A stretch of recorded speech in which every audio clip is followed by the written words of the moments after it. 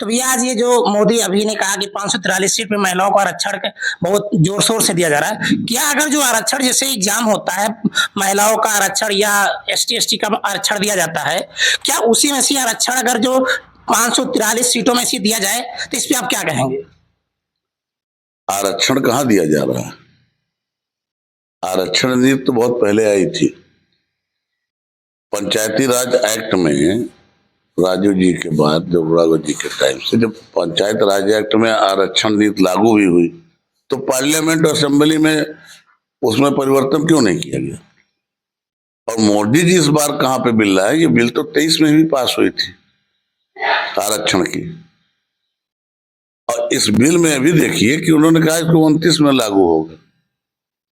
2011 के जनगणना के आधार पर।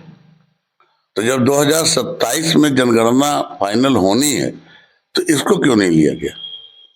इसको ये जनगणना हो जाती, उसमें ओबीसी कितना है, शेड्यूल कास्ट कितना है, सामान्य जातियां कितनी हैं, अनुसूचित जनजाति कितनी है, उस हिसाब से भागीदारी इतनी होती तो आरक्षण का माने रहता।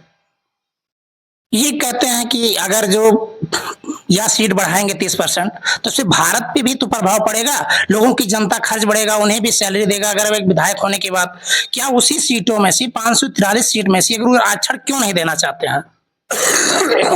देखिए, अलग का विषय है,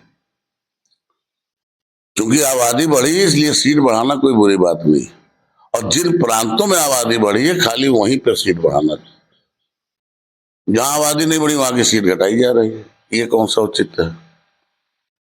इसी नाते इन्हीं के समर्थन दल कई मुख्यमंत्री हैं जो इसका विरोध कर रहे हैं, और न ये आरक्षण की प्रक्रिया तो 2025 में शुरू हो जानी चाहिए, क्यों नहीं हो रही?